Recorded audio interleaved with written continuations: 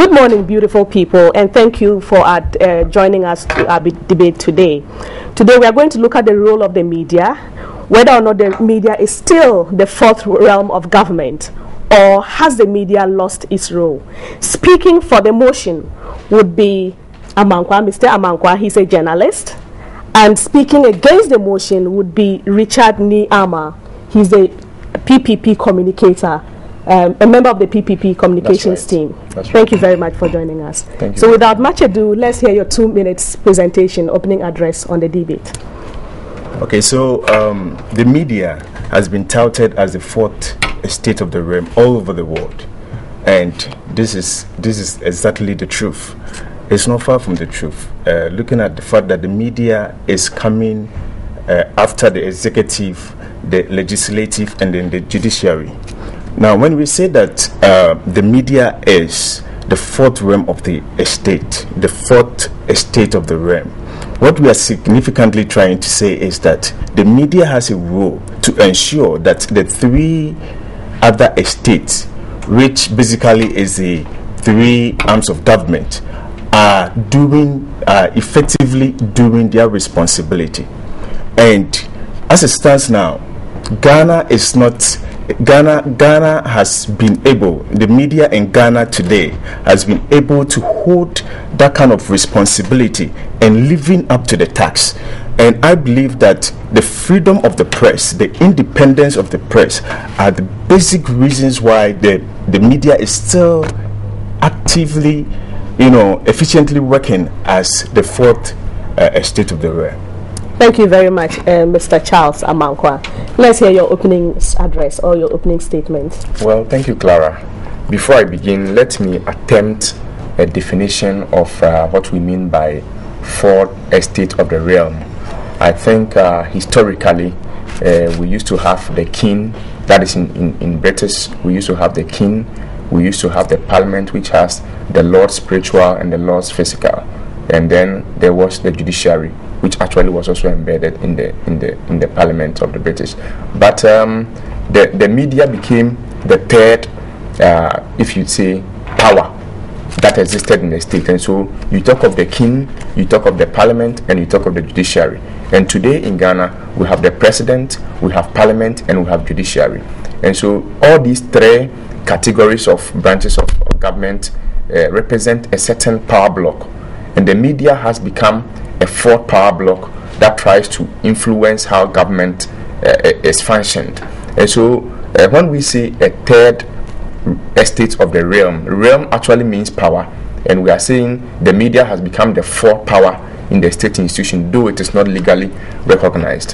Having said that, I would like to look at the role of the media. The role of the media is to inform, is to educate, and to entertain. And the core of my argument is going to examine whether the media today, as we speak, is actually informing, educating, and entertaining in a way that influences how government functions in society.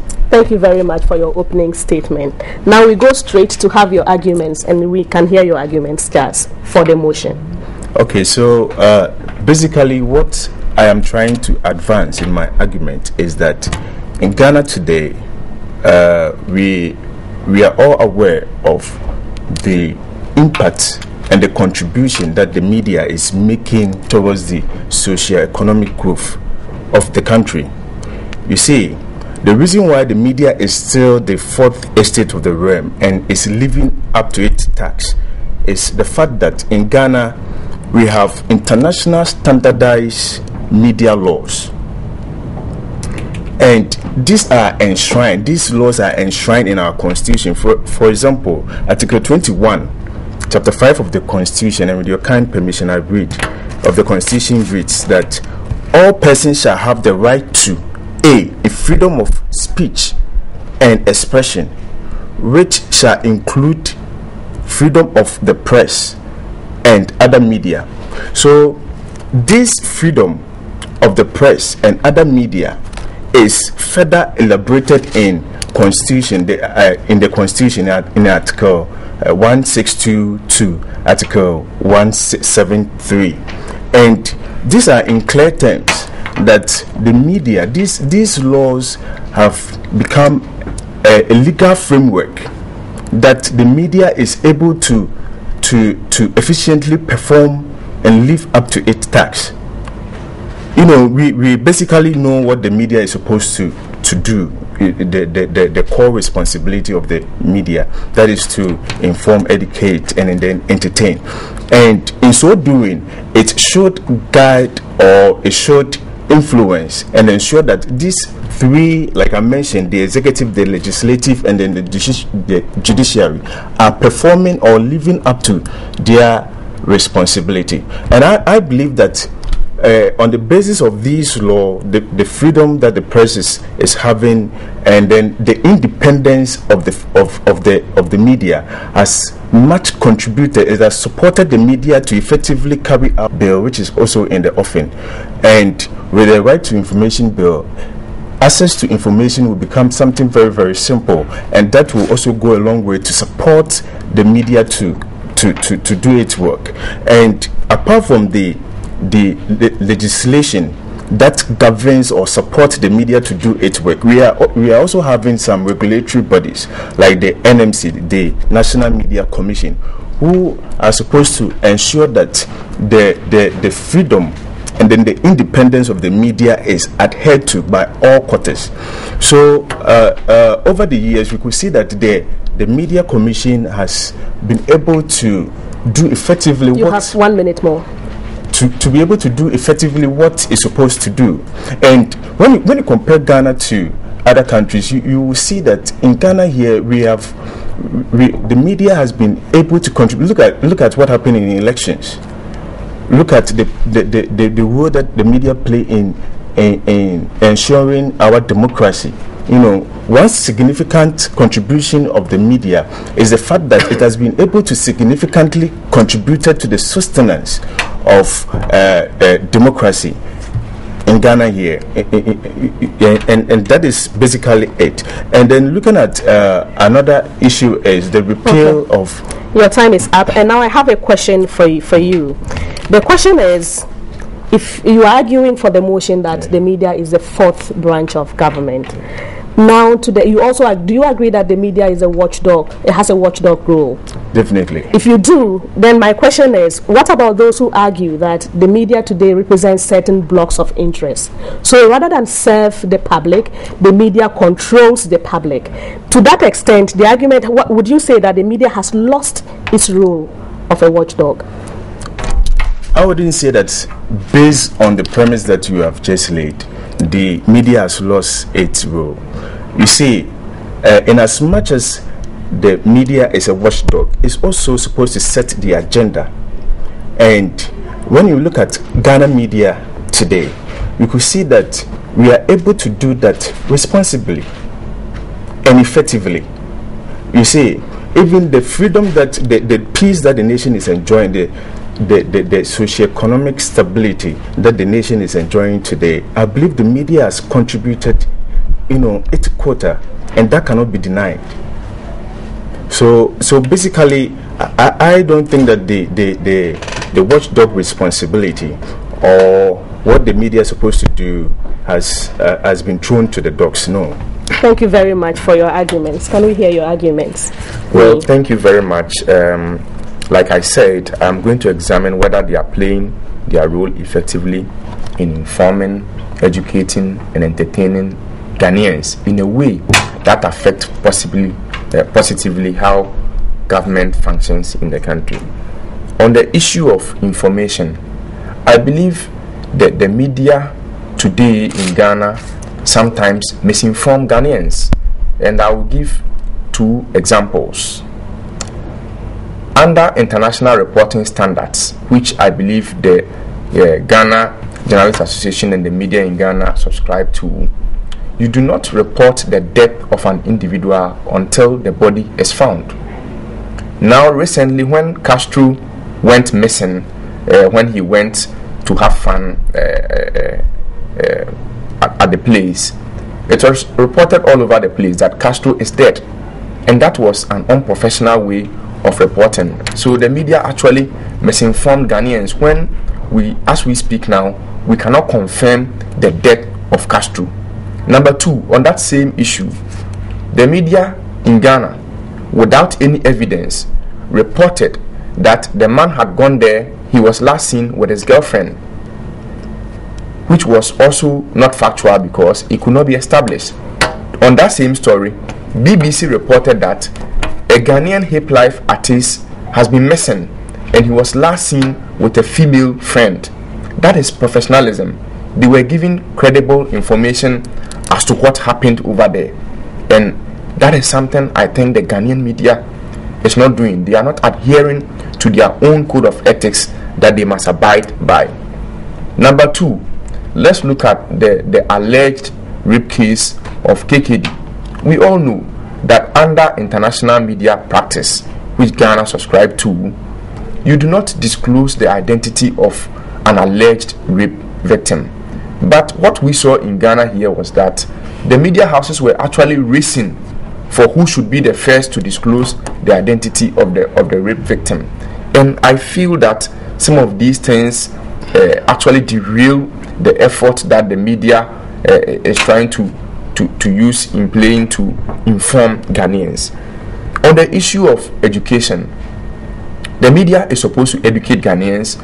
They have to research and bring out issues to educate Ghanaians. But when you look at our media houses and you look at the headlines that comes out on daily basis, you would notice that the media in Ghana is not in charge of the agenda. The media is actually not in charge of the media agenda. They are actually following what the politicians say.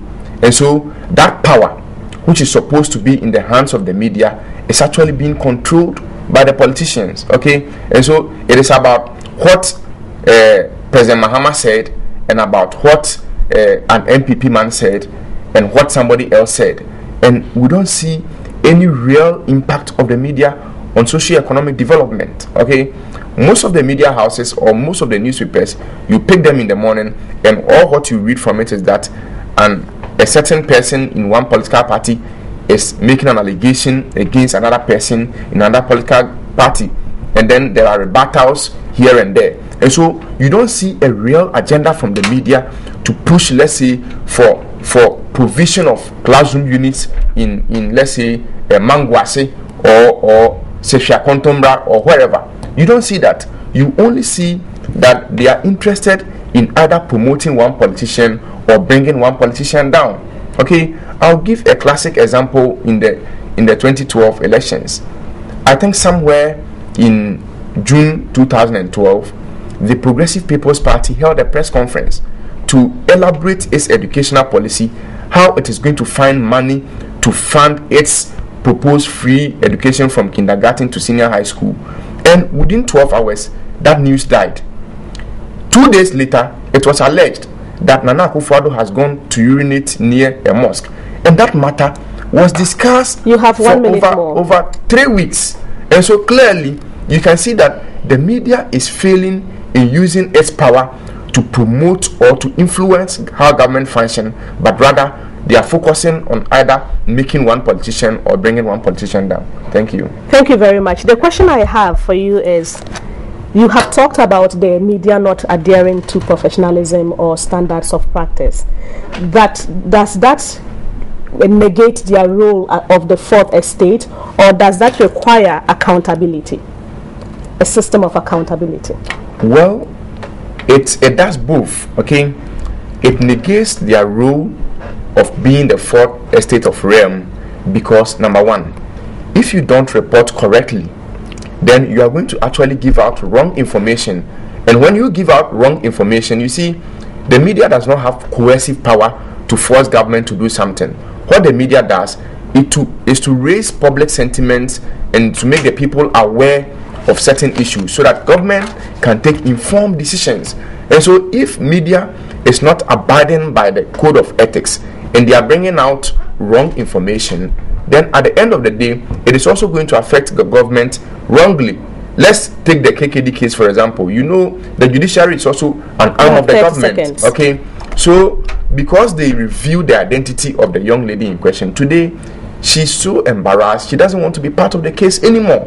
And that has affected how the branch of government, which is judiciary, was supposed to have functioned in that particular case. Thank you very much for your response. Now we go straight to your closing arguments. So what I would say concerning what Nee just put out. You have 30 seconds to make your closing argument. He's basically talking about professionalism and ethics. And that does not negate the responsibility and the role of the media as a fourth estate. Now, concerning what he said about KKD issue and then Castro issue, for example, Ghanaian Times never put out the victim's name or the picture of the victim. So those issues are relative. You will find some and it is Thank you very much. Your time is up. Let's have your closing arguments. Well, it is obviously clear that the media has lost its role as the fourth estate of the realm, because as we speak now, we do not see any media agenda that is able to meaningfully push government to take a decision that the government would have otherwise not taken. We only see the media either trying to bring politicians down or trying to promote one or the other. Number two, the media does not focus on promoting the provision of social amenities in areas that are deprived. And so at the end of the day, we are only seeing media that is promoting sensationalism. Thank you very much. Your time is up. Thank you very, very much to both debaters. You have been helpful in letting us understand the role of the media this morning. I am sure for our viewers at home, you will continue the debate, because I don't think the fact that the media is very, very important in our democracy, it's a question, it's a subject for debate.